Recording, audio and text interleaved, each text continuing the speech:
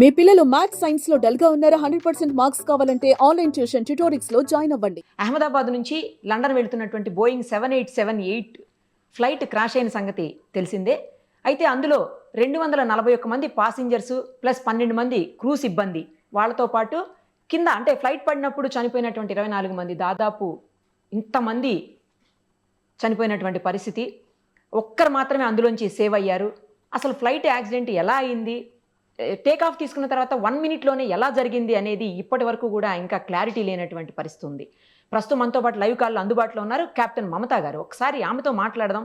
ఆమె కూడా గతంలో చాలా గంటల పాటు ఫ్లైట్స్ నడిపినటువంటి అనుభవం ఉన్న వ్యక్తి, ఫస్ట్ లేడీ పైలట్ కూడా ఆవిడ. సో ఒక్కసారి ఆమెతో మాట్లాడదాం. మ్యామ్ నమస్తే అండి. నమస్కారం అండి. మ్యామ్, ఫ్లైట్ యాక్సిడెంట్ రెగ్యులర్గా మనం చూస్తూనే ఉంటాము, కానీ ఇంతమంది చనిపోవటం ఈ మధ్యకాలంలో అయితే చూడలేదు. ఏ కారణంతో, అంటే సాంకేతిక లోపాలా లేకపోతే ఇంకా ఏ కారణంతో ఈ ఇన్సిడెంట్ జరిగి ఉండొచ్చు అని చెప్పి మీ అనుభవంతో చెప్పగలుగుతారు మ్యామ్? అంటే అమ్మా, మాక్సిమం యాక్సిడెంట్స్ మీరు చూస్తే హిస్టరీలో కూడా take off and landing phase లోనే అవుతాయి. Yes ma'am. So this is a common thing అన్నమాట. And yes, definitely India lo this has been the biggest accident ever since we are in aviation. Yes. And this was absolutely devastating yesterday. And ikkada it is very difficult for us to conclude as to enduku ayindi anedi conclusion ki manam ippude raalemo. There could be various factors. Okay. The main factor what everybody in the industry are suspecting is bird strike. ఎందుకంటే అక్కడ చాలా habitat ఉంది take off తర్వాత. And మీరు తర్వాత కూడా చూస్తే, మీరు ఆఫ్టర్ ఫ్లేమ్స్ తర్వాత కూడా చూస్తే చాలా బర్డ్స్ కనిపిస్తున్నాయి అక్కడ, విపరీతమైన బర్డ్స్ కనిపిస్తున్నాయి. సో ఇదే సేమ్ సిమిలర్ యాక్సిడెంట్ న్యూయార్క్ దగ్గర అయింది, ఎక్కడైతే హడ్సన్ రివర్ లో ల్యాండ్ చేశాడు. ఎందుకంటే అది కొంచెం హైట్ లో అయింది. సో అప్పుడు ఏమైందంటే, that was also big commercial aircraft, and రెండు ఇంజన్స్ లలో బర్డ్స్ వెళ్ళిపోయినాయి. So both engines got shut off. And then ఆయనకు ముందు హడ్సన్ రివర్ కనిపించింది, అక్కడ వెళ్ళి ల్యాండ్ చేసేసాడు very safely. And luckily everybody survived that. Everybody survived. So that was mere his luck and everything, that where he could comfortably land into the river anamata. Okay. So ఇక్కడ most unfortunate thing that happen was that take off తర్వాత అది మొత్తము industry అంటే residential area ఉన్నందుకు అక్కడ there was no way. ఇప్పుడు మనకి బేగంపేటలో ఇటు సైడ్ పరేడ్ గ్రౌండ్ ఉంటుంది, అట్లా ఏదైనా గ్రౌండ్ ఉన్నా, కొంచెం ఓపెన్ ఏరియా ఉన్నా ఇంత డివాస్టేటింగ్ అయ్యేది కాదు. కానీ because he had to land over the houses, he still tried. అది మీరు చూస్తే అది it's a very controlled flight which vent down. అంటే ఏదో స్పిన్ అయిపోయి పడిపోవడం, లేక నోస్ డైవ్ అయిపోయి పడిపోవడం అలా పడిపోలేదు ఎయిర్ క్రాఫ్ట్. వాళ్ళు లాస్ట్ మినిట్ వరకు కూడా చాలా చాలా కేర్ఫుల్ గా కంట్రోల్ చేసి దే బ్రాట్ ఇట్ డౌన్. కానీ ఏమవుతుందంటమ్మా, ఇక్కడ టేక్ ఆఫ్ లో ఫ్యూల్ ఫుల్ ఉంటుంది. So both the wings have got full fuel because they are going to London. So ఇది లాంగ్ ఫ్లైట్ కాబట్టి they have full fuel. And ఆ fuel is like a bomb అమ్మా. It's like a live bomb laga anamata. So when they landed, it burst. ఆ flames లో తోటి చచ్చిపోయారు ఎక్కువ వరకు, ఆ కాలిపోయినందుకు చచ్చిపోయారు అనమాట మాక్సిమం.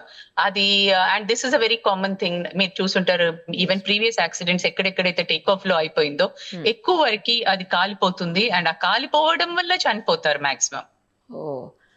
ల్యాండింగ్ అయితే కొంచెం ఫ్యూయల్ తక్కువ అయిపోద్ది కదా మ్యామ్, అంత తగ్గిపోతుంది, చాలా తగ్గిపోతుంది. ఎస్, ఇంకొకటి ల్యాండింగ్ లో ఫ్లేమ్స్ ల్యాండింగ్ లో చాలా తగ్గిపోతుంది.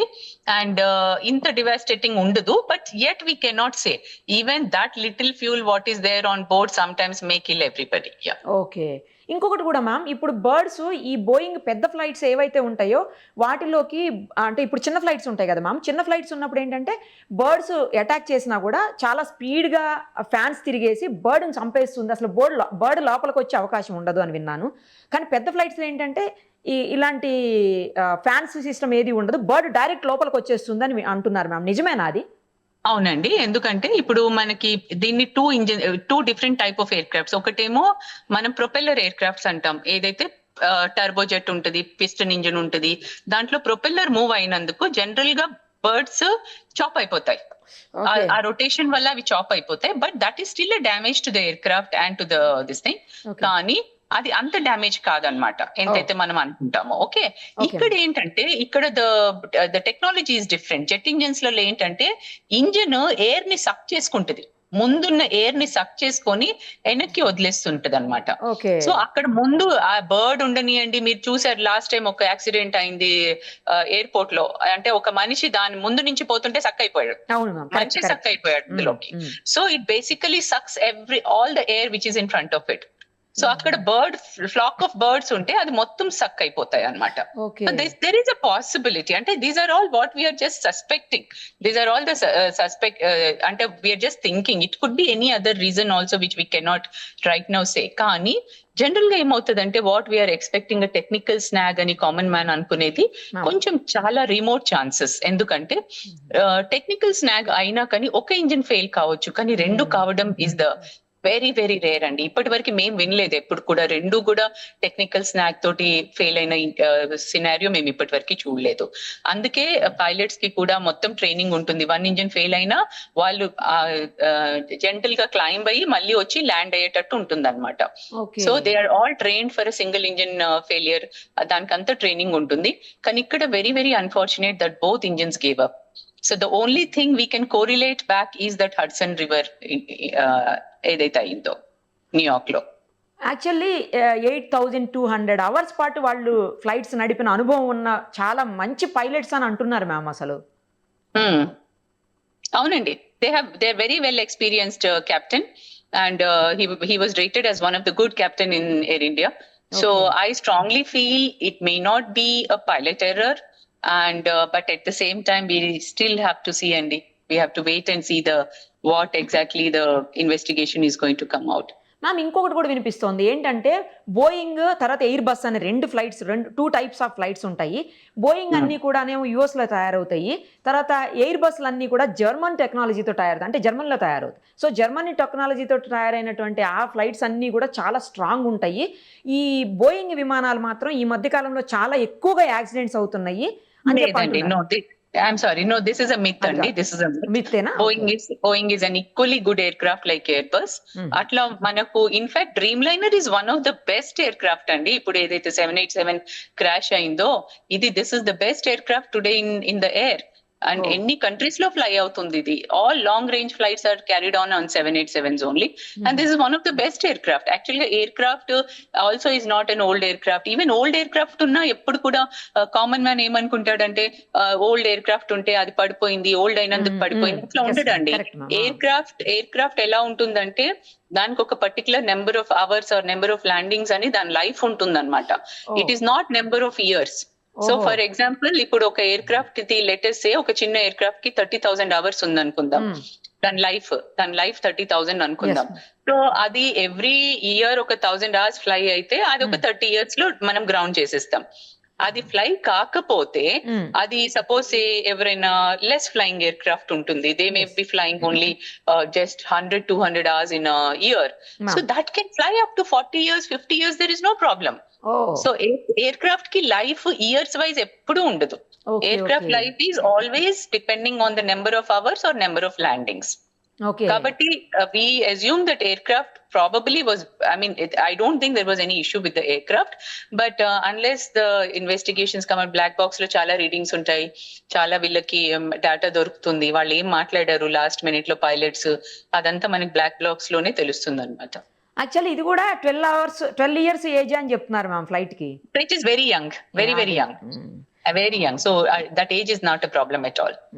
మ్యామ్ యాక్చువల్లీ బ్లాక్ బాక్స్ అంటారు, ఏటీసీ అంటారు, తర్వాత మేడే కాల్ ఏదో ఇచ్చారు, 1 minute ముందే మేడే కాల్ ఇచ్చారు అన్నారు. అసలు మేడే కాల్ అంటే ఏంటి ma'am?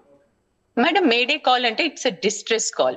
That it means that there is an imminent threat to the aircraft or to the passengers on board, either of it. So it's a mayday. Ante okavela pilot unconscious అయిపోతే, captain unconscious అయిపోతే కూడా co-pilot mayday call ఇచ్చేస్తాడు, because that is a threat now to the aircraft. Or మనకి ఏదైనా fire aircraft మీద ఏదైనా fire అయినా అంటే now we have to put the aircraft down immediately అన్నమాట, as early as possible. That is called the mayday call. అలాగే ఒక వేరే కాల్ ఉంటుంది పాన్ అని.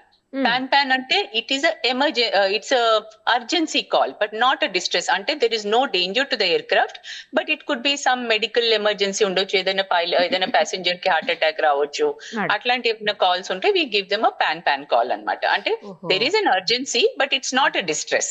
ఓకే ఓకే అంటే Yeah, so there are call two బట్టి different మీకు calls. అర్థమైపోతుంటుంది అది ఏం కాల్ అనేది. So there are two different calls అన్నమాట, distress and an urgency call. Okay So Mayday is a distress call. Ma'am ATC అంటే ఏంటి, అలాగే బ్లాక్ బాక్స్ అంటే ఏంటి, ఏముంటది అందులో? ఏటీసీ అంటే ఎయిర్ ట్రాఫిక్ కంట్రోల్ అమ్మా. Mm. ఎయిర్ ట్రాఫిక్ కంట్రోల్ లో బేసికల్ గా ఏమవుతుందంటే వాళ్ళు కంట్రోల్ చేస్తున్నారు కదా, ఇప్పుడు ఈయన టేక్ ఆఫ్ క్లియరెన్స్ ఇచ్చారు, టేక్ ఆఫ్ క్లియరెన్స్ ఇచ్చిన తర్వాత టేక్ ఆఫ్ అయ్యాడు, ఎస్ టేక్ ఆఫ్ కాగానే he gave a May Day call. That means there was some problem with him immediately after takeoff. It was within 30 seconds. Within 30 seconds, he was coming down. So the ATC is always in touch with the pilot. So మాకు ఏ emergency ఉన్నా ఏదున్నా we immediately inform them on the ATC. ఆ ATC అనేది ఎలా ఉంటుందంటే అమ్మా, ఇది ఒక ఫ్రీక్వెన్సీ మీద మేము మాట్లాడుతున్నాం. సో ఇప్పుడు ఆ ఫ్రీక్వెన్సీ మీద మేము మేడే కాల్ ఇస్తే అన్ని ఎయిర్ క్రాఫ్ట్స్ ఏవైతే ఆ ఫ్రీక్వెన్సీ మీద ఉన్నాయో అందరూ వింటారు. Okay So that aircraft which is in distress will get a priority. So మిగతా ఎయిర్ క్రాఫ్ట్స్ ని దూరం పంపించేస్తారు వెంటనే. ఇక్కడ ఆ టైం లేదు, ఇక్కడ ఎవ్రీథింగ్ హ్యాపెండ్ ఇన్ 30 seconds కాబట్టి ఆ టైం లేదు. కానీ ఫర్ ఎగ్జాంపుల్ ఇప్పుడు ఒక few months back, I can say somewhere last ఒక 6-7 months బ్యాక్ బేగంపేటలో ఒక ఎయిర్ ఫోర్స్ ప్లేన్ అన్నమాట, వాళ్ళు టేక్ ఆఫ్ అయిన తర్వాత వాళ్ళ హైడ్రాలిక్ సిస్టమ్ ఫెయిలియర్ అయిపోయింది, total hydraulic system failure. Okay and they had lot of fuel on board. Air crafts కూడా ఎలా ఉంటాయంటే, ఇప్పుడు మనం టేక్ ఆఫ్ వెయిట్ వేరే ఉంటుంది, ల్యాండింగ్ వెయిట్ వేరే ఉంటుంది. అంటే suppose my take off weight is X tons అనుకుందాం. Now X minus something will be my landing weight. అంటే ఇప్పుడు నేను ఒక 2-3 tons ఫ్యూల్ బర్న్ చేసిన తర్వాతనే నేను ల్యాండ్ అవ్వగలుగుతాను. I cannot land with the same takeoff weight. So అలా కాబట్టి ఈ ఎయిర్ క్రాఫ్ట్ ఏదైతే ఎయిర్ ఫోర్స్ ఎయిర్ క్రాఫ్ట్ ఉండేనో వాళ్ళు ఏమైంది, టేక్ ఆఫ్ అయిపోయారు, హైడ్రాలిక్ ఫెయిలియర్ అయింది, they are safe, there is no problem. Hydraulic failure అంటే basically some systems will not work and one of the main system is your landing gear. So landing gear లక్కీగా ఏమైందంటే వాళ్ళు ఇంకా retract కూడా చేయలే, వాళ్ళకి పైకి వెళ్ళలే. దీంట్లో కూడా చూస్తే మీరు ల్యాండింగ్ గేర్ ఇంకా కిందికే ఉంది. సో అలాగే వీళ్ళు టేక్ ఆఫ్ కాగానే హైడ్రాలిక్ ఫెయిలియర్ వార్నింగ్ వచ్చినందుకు వాళ్ళు ఇమీడియట్ గా రిపోర్ట్ చేశారు. సో అప్పుడు ఏం చేశారు, బేగంపేటలో మిగతా ట్రాఫిక్ నంతా డైవర్ట్ చేసేసి అతను ఒక్కడనే ఒక half an hour వరకు అబౌవ్ పెట్టారు. తర్వాత he was little comfortable though hydraulic failure is still showing the warning. కానీ what he said is that I need to burn the fuel for 2 hours. So he stayed just above the airfield only. He was burning the fuel for 2 hours and then he came and made a safe landing.